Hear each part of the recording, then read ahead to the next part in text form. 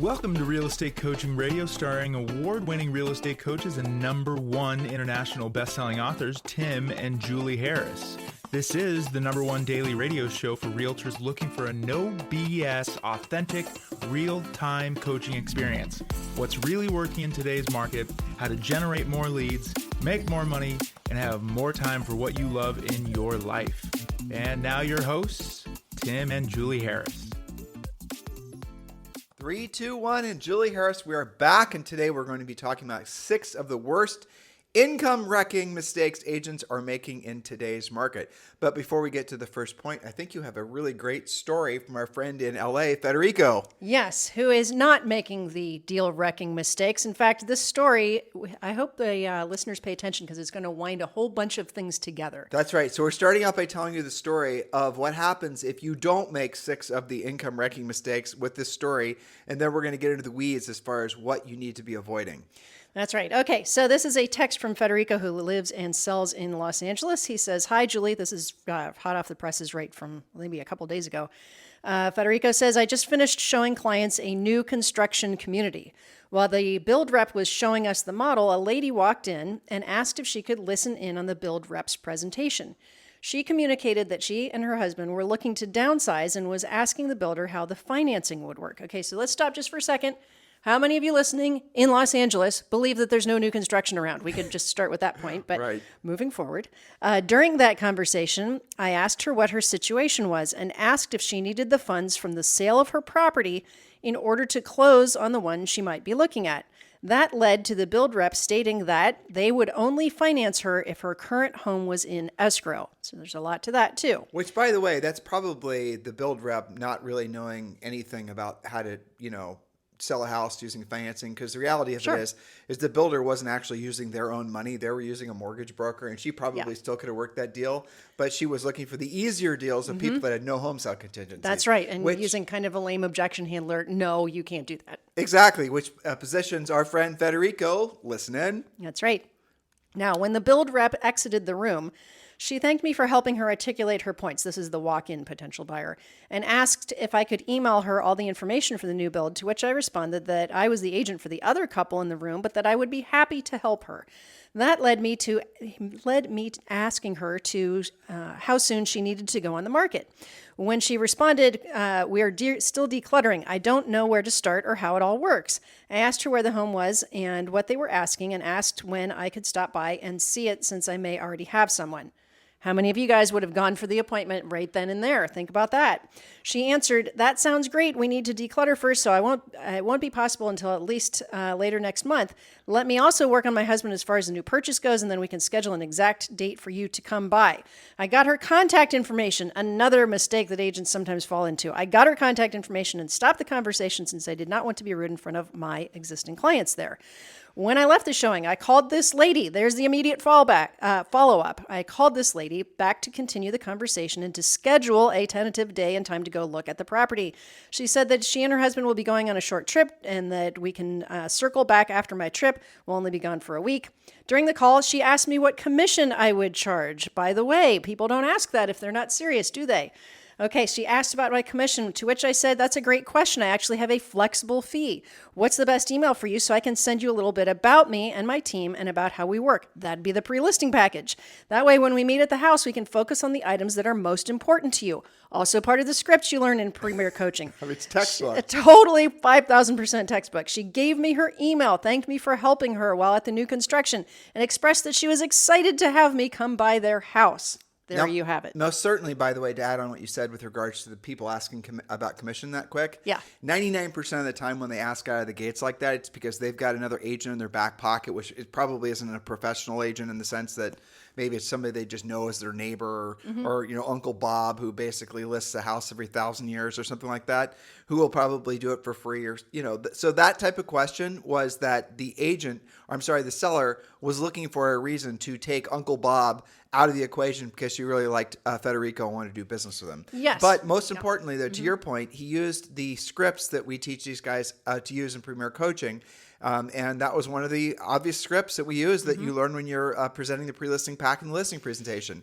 So all this was woven together, and what we're trying to express to all of you, so hopefully you're all understanding, is there's opportunity everywhere. You just have to go where the opportunity is and quit waiting for the opportunity to come to you, which leads us, Julie, perfectly into point number 1. And remember, guys, these are the top 6 income-killing mistakes that agents are making now, and frankly, in a lot of cases, have normalized. That's right. So point number 1, or mistake number 1, and we're also going to have some action steps how to fix these problems ASAP.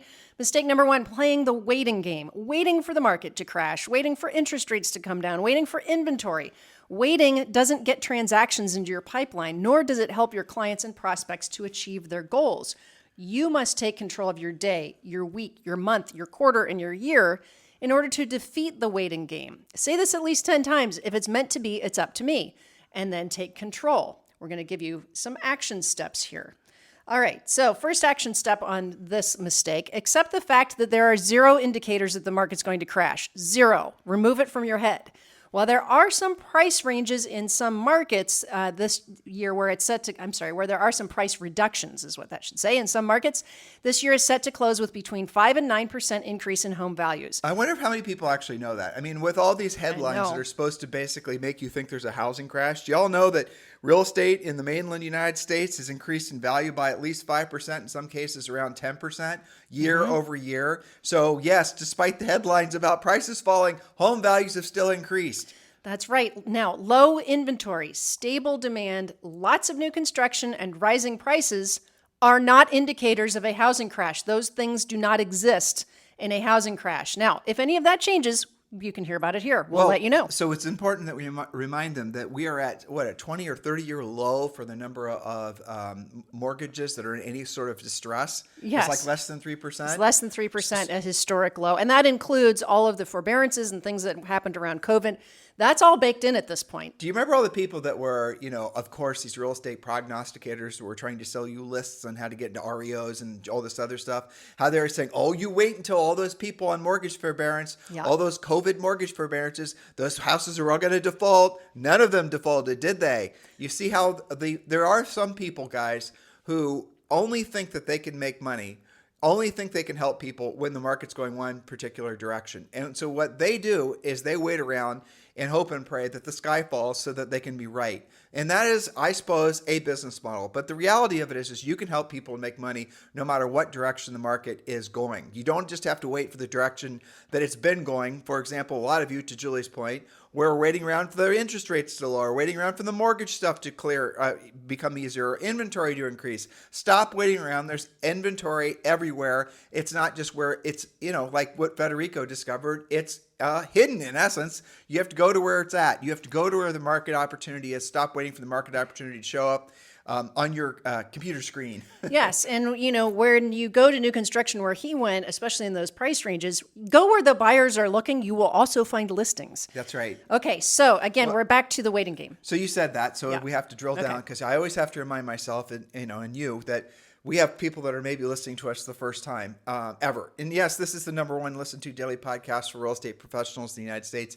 Tens of thousands of people downloading it. But for the one person that's discovered us for the first time, defining what Julie just said.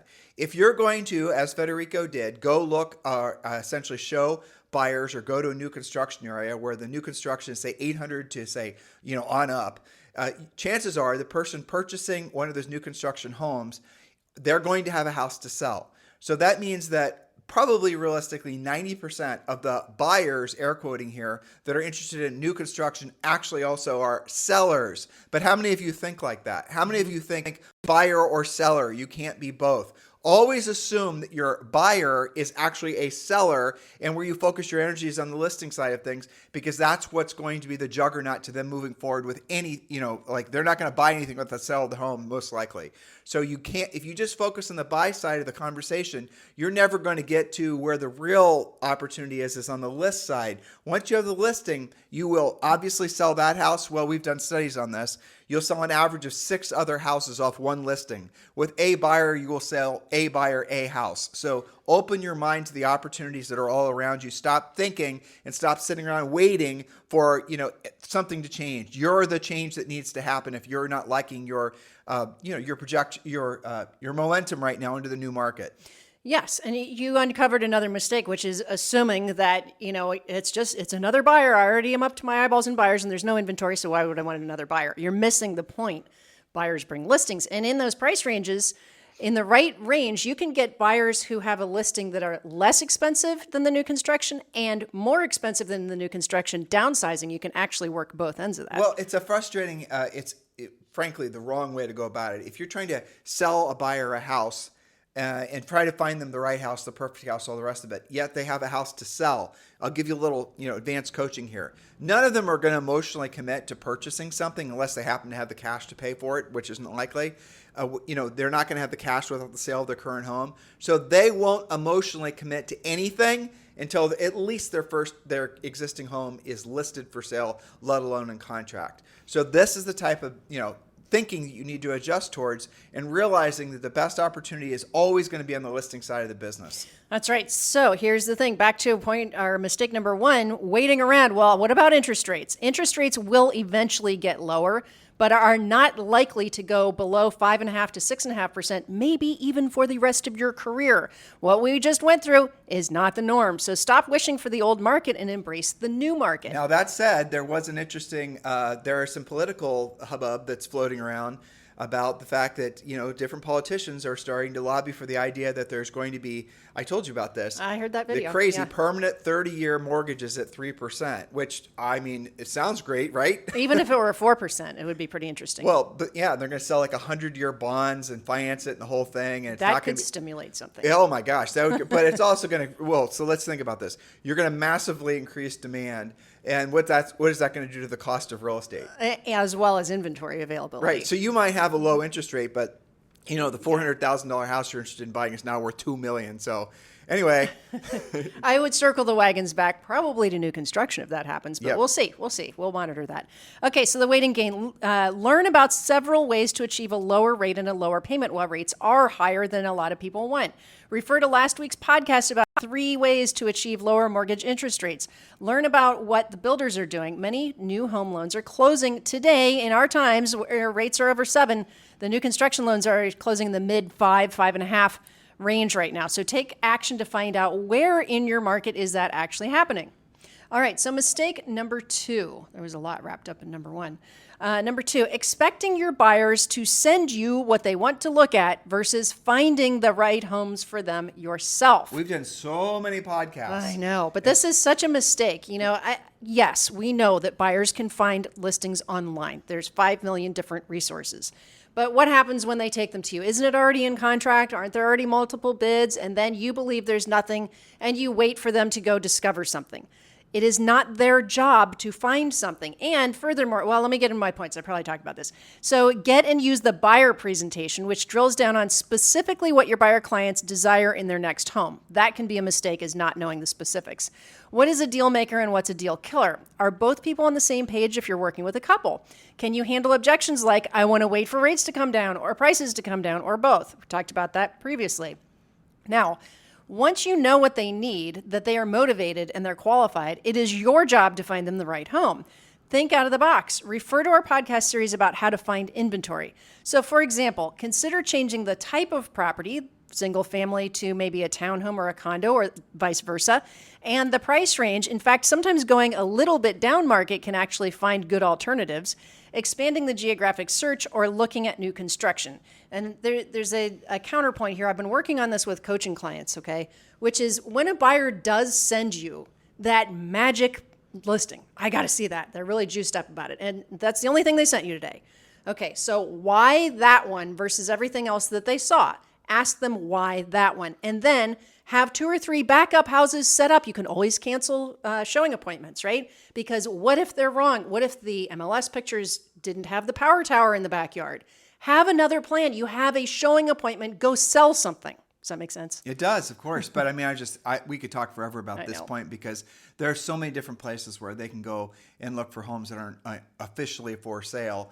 But really, I was thinking if I were coaching somebody right now, because you're gearing a lot of your points towards too many buyers, basically. Yeah. And your last point I really like, because you're in essence saying, well, make it so that the buyers you're working with, because there's never a true have to buy buyer. There's always want to buy buyers. In other words, there's never a buyer. Buyers will always change their mind. That's the problem. They're always going to say, I'll wait till next year, wait to rates to fall, wait for pigs to fly, whatever it's going to be. Yeah. Whereas if you're focusing on a listing, the sellers actually have to sell, usually for financial reasons or, whatever. And just overall right now, obviously, you're going to make more money and have more leverage and freedom if you're focused on being a listing agent. So what would happen if you decided to actually become a coaching client, actually follow our system, actually build up to your magic number of listings, which for many of you is maybe 5 or 7 listings. Sometimes, depending on your price point, it might only be 3. And the only buyers you work with are those sellers that want to buy something. In other words, stop working with buyers that don't actually have homes to sell. Start valuing your time more, and you'll get far better results. But it's also going to force you to become a far better listing agent, far better, proactively generated for the sake of listings. And you're going to get vastly better at pre-qualifying because you're going to be, guess what, choosy who you're going to work with. So if you're finding yourself emotionally and financially burning it at both ends, it's probably because you just don't have any standards. It's probably because you're working with just about anybody. You're willing to pay referral fees. You're buying all your buyer leads. You're not really running a business, guys, in the sake that, you're going to have any kind of, frankly, security going forward. So really pivot your thinking and ask yourself, would I rather be really an amazingly strong listing agent or buyer's agent? Every single one of you want to focus on being a listing agent.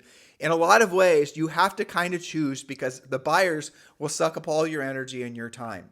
Now, if you want to transition from being one to the other, go back to the fact that, you need to pre-qualify better. You need to actually ask those buyers if they have homes to sell. Depending on the price point, you're going to discover that most of them do. And then guess what you do? You pivot and focus on the listing side of it because that's when you're going to create the leverage.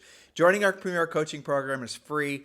The link to join is below, along with all the notes from today's show. So just scroll below and you'll see if it's on YouTube, Spotify, Stitcher, it doesn't matter where. Scroll down. There are the notes for today's show. Yes, Julie and I create outlines for every single podcast we do for you. We do it so you guys can go back and you can read what we said. That way you can actually implement what we're asking and suggesting that you do. And while you're there, do join Premier Coaching. It costs you nothing. The link is right there below. Or you can just, frankly, go to premiercoaching.com or text the word Premier to 47372. All right, Julie, let's roll up to mistake number 3. Oh, mistake number 3, yep. All right, not having enough leads in the first place. Speaking of lead generation, Yep. if you're struggling with lead generation, it's time to get some help before it's too late. Now more than ever, it's critical that you generate more leads than you think you need in order to do the business you need to do. To your point that no buyer ever actually has to buy. So you have to overdo your lead generation so that you can find those listing leads in particular. Well, if you want to sell, for example, if you want to sell 10 houses in the next 6 months, or maybe it's the next 60 days or next 30 days, and normally, let's say you are, let's assume that you're somewhat efficient and you have a ratio. Let's say, for example, if you have 10 let's say you have 6 seller leads. You know that statistically 3 or 4 of those are going to list with you in the next 30 to 60 days. You're going to need to double that in a market like this because there's going to be a lot of headwinds that you're not necessarily going to be able to control, mostly with lack of inventory. So you're going to have to pace out your expectations and increase the number of contacts and increase the number of leads you're working with. But it always goes back to really drilling down on the leads you are working with. Otherwise, what you're going to quickly discover is that you have hundreds, if not thousands, of unqualified, unmotivated, quote unquote, leads, and none of them are doing transactions with you. And why? Because you're not taking the time to go in there and pre-qualify them. If you're one of these agents who have falsely believed that the way to win this game is by having massive amounts of leads, I challenge you to do this. Go in, grab our seller pre-qualification script or our buyer pre-qualification script, which turns into the seller pre-qualification script, and call every single one of your leads. You'll discover many things. Number one, the ones you've been dripping on for a long period of time, some of them don't even know why you're messaging them or have never even seen your messages, let alone know who you are. Number two, some of them have already transacted months ago, but you didn't call them, so they didn't transact with you.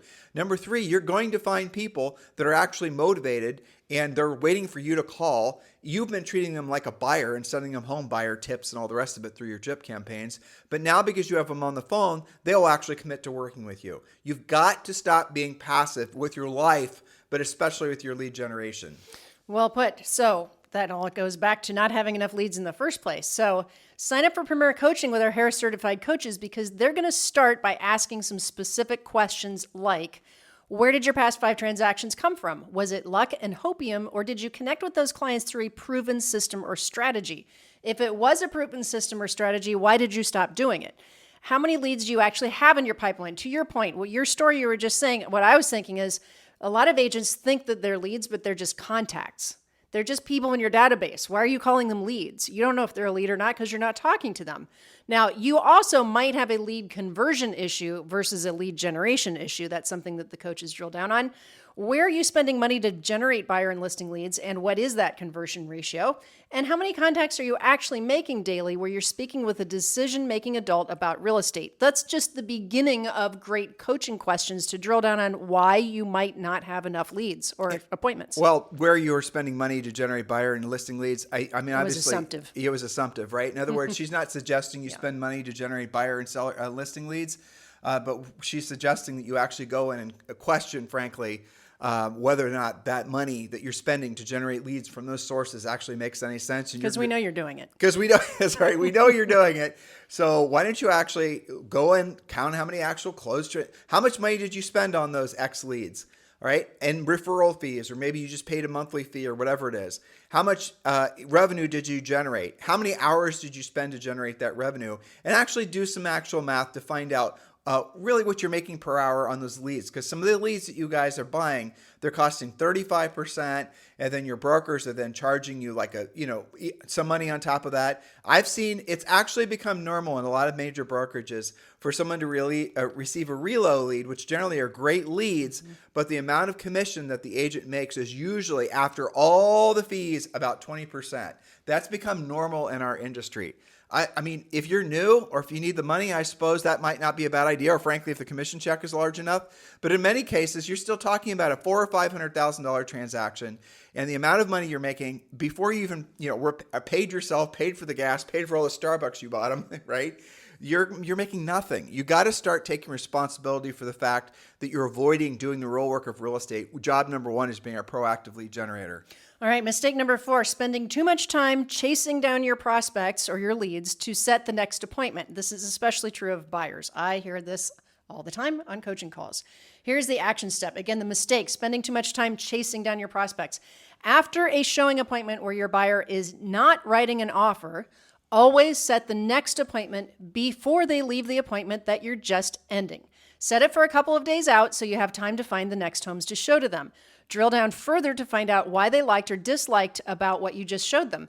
It's not, when they say, it's just not for me, that doesn't really help you find what they'll really like. We'll have standards with these buyers again. Notice how all of Julie's points, as I've said this before, are all focused on the fact that the buyers are the ones that are essentially taking the wind out of so many of your sales. And that is always because the buyers they always are want-tos. They're never have-tos. The level of motivation from a buyer is never going to be the same as a seller. But you can work with buyers, and probably should work with buyers, just have standards. One of which is they have to have realistic expectations. Number 2 is they have to be able to afford what they actually want. Number 3, they actually have to be 100% fully pre-qualified, if not pre-approved, for the mortgage amount that they need, which means the lender has done all of the verifications, all the checking in the employment, and all the money looking, and all the credit checks, and all blah, blah, blah, blah. It's all done. The only thing that the loan is subject to is the appraisal of the subject property, right? When you've got a buyer that's like that, chances are that buyer, though albeit never as motivated as a seller, is about as motivated as a buyer can be. You work with that buyer. If you're working with buyers that aren't meeting your minimum criteria, which we coach you to have a minimum criteria for who you're going to work with, it's because you don't have enough leads and you're just grasping at whatever falls in your lap, hoping and praying that person actually works out and transacts. Have you noticed the people that you were actually the most professional with and most drilled down with are the ones that close the fastest? And the ones that never buy are the ones that you know the least amount, but you still spend time with them hoping and praying. After all, you've already wasted 14 Saturdays with these guys. You got to, it's got to one day work out. You're going to land the plane eventually. Yeah, Howard Brinton used to call those Pop-Tart agents. You'll just pop up and do whatever anybody asks you to do. So cut that out. Okay, mistake number 5, not knowing about new construction. With more than 30% of available homes for sale being new builds right now, you're doing yourself and your buyer clients, who are also seller clients and prospects, a disservice by remaining ignorant about this source. So what do you do about that? Action steps. You can use newhomesource.com and, of course, your own Google search by town or zip code and find out which builders are building in your area. Start your own file or Google sheet where you're tracking things like the name of the builder or developer or the neighborhood, price range, type of homes, special financing, spec homes, name of the sales reps, etc. You've got to know this stuff. The MLS is not just going to hand it to you.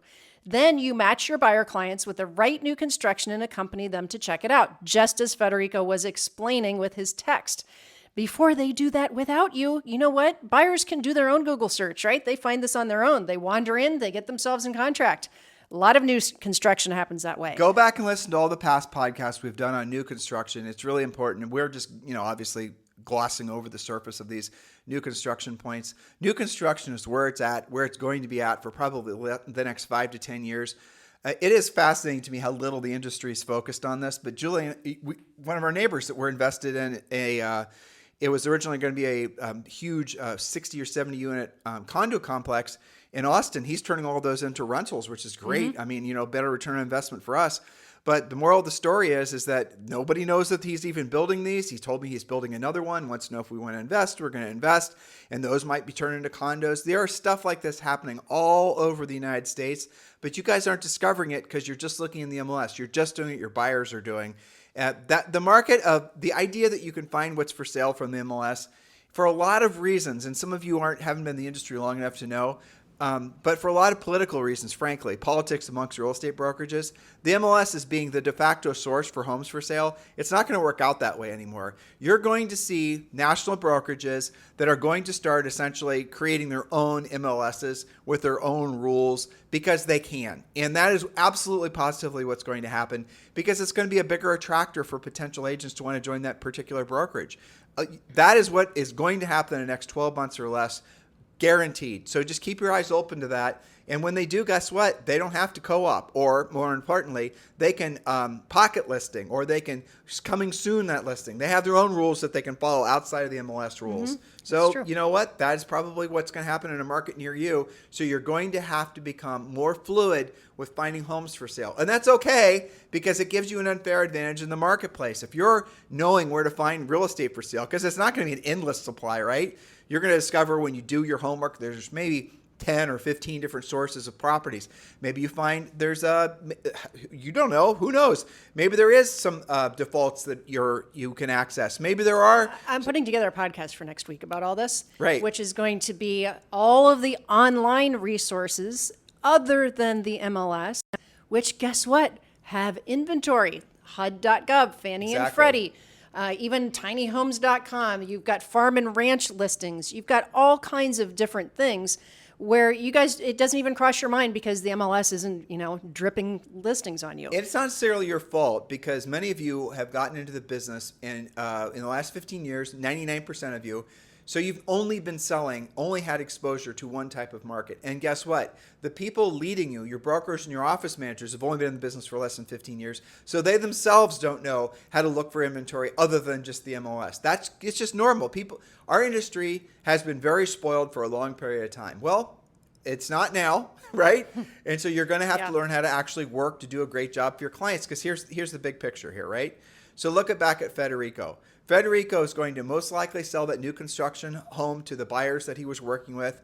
They're going to probably list their existing home with him, which they had a house to sell. Mm-hmm. Then those people that walked in that he tripped over, that's going to be at least another 2 transactions. They're going to buy the new construction. He's going to list their current home and on and on and on. And that new build rep and that new builder doesn't have any of their listings, doesn't have any of their inventory in the MLS. So you have to go there to know about it. And there are so many sources like that in every single marketplace. Why are sellers, builders, and whatnot not putting them in the MLS? Traditionally, a lot of the sources that we're going to tell you about on the podcast and we teach you in the coaching business, they don't ever put their stuff in the MLS. They don't have to. They don't have to. And so there always have been little carve-outs where there's been properties for sale. Mm-hmm. Investors have known about them and things like that. That other, frankly, the rest of the public hasn't. You wonder where people get really great deals? Well, how about this, guys? There's something called, you could, Look, we could go on and on, honestly. We will on a future I'm podcast. trying to stop myself because this We is will. our favorite topic. But yes, go back and listen to past podcasts on this topic. Yes, and next week's about all those sources. Okay, so then we have number 6 mistake, ignoring open house opportunities. One of the best things about having low inventory, yes, there are good things about having low inventory, is how well open houses work at generating both listing opportunities as well as tons of buyer prospects, some of whom have listings to sell. So what's your action step? Host open houses following our proven open house system every weekend until you have at least 3 closable buyers and or seller clients. Some of them will be both. Get them in contract, then lather, rinse, and repeat. Turn your open houses into a predictable and proven source of business. I think, I have to look at my notes with Federico. I think that the story that he texted me was actually generated from an open house, which makes everything even all that much more connected. And I have to point out too, if you guys go back and listen to the top of the podcast where I was reading Federico's text, he, when I just read it, it sounds very conversational. But you and I, Tim, we recognize all of the different little script hooks in there, right? But he's been doing it enough now that he sounds conversational. He's not weird about things like asking, are you funding your potential new construction with the sale of your home? Okay, that's part of the pre-qualification script, isn't it? But it didn't sound that way because he's a great coaching client who has integrated that into his own natural speak. That's right. So listen, there is opportunity everywhere. You are not experiencing any sort of hardship in the real estate industry, except if you're choosing to believe that there's hardship in the real estate industry. I'll tell you where there is lack. There's lack of knowledge of actually how to do the real work of real estate. And so if you're locked into the realization that yes, you can and yes, you will do the real work of real estate, then you will discover that this is going to be the best market you could ever possibly dream of, because all of your competitors, and yes, guys, there are competitors. Your main competitor is not the one looking back at you in the mirror. The main competitor are the ones that are out there trying to actually list the houses that you want to list, work with the buyers that you want to work with. Competition is real. It's part of basically life. So when you accept the fact that you have to win the business because you are more competitive and offer a better overall value proposition than all your competitors, if you just accept that, stop fighting it, know that you have to get better. If you and I were swimming in an Olympic, Michael Phelps type competition, you telling me that Michael's real competition is the man looking back in the mirror? No, it's the guy that, and the 5 other guys that are swimming next to him that want to beat him by a fingernail right to the finish line. So get really, really clear. The way you win in this market or any market is becoming the best version of yourself as a real estate salesperson. And it's okay if that means you have to work harder than you ever have before to learn more, because the other side of that, because there's really, to be very competitive in this market, there's not that much you have to learn. But once you learn it, once you stop fighting it, once you stop trying to make what worked in the past work in this market, you're going to be so happy because you're going to see things in a completely different way than all of your competitors do. And that's exciting. And you can tell when, Federico's text to Julie that he gets it, Yes. He gets it, and so can you. So don't resist, because whatever you resist persists. It is the truth. And if you're resisting if you're resisting your highest and truest purpose on this planet, which is being of service to other people, and if you're a real estate agent, which 99% of you are, your highest and truest purpose is being the best version of yourself as a real estate sales professional, helping people buy and sell real estate. Guys, it all comes down to skills. So learn the skills, and you will not believe what comes on the other side of it. That's what we're all about. That's what we do. That's the reason this podcast is the number 1 listened to daily podcast for real estate professionals in the United States. And from what we understand, our premier coaching program is the number 1 coaching program in the United States for real estate professionals. So your homework from today's show, and like every show, is please take something from this podcast that's going to be, hopefully you're feeling motivated. Hopefully you're feeling educated. Hopefully you're realizing that there's opportunity all around you. You are in the right place at the right time. This is what it feels like to be in the right place at the right time. Now take the next natural step and go out there and be of service to other people. If you don't know what to do or how to do it, obviously consider joining our premier coaching program. Have a fantastic day. We'll talk with you on the show tomorrow. This podcast is a part of the C-Suite Radio Network. For more top business podcasts, visit c-suiteradio.com.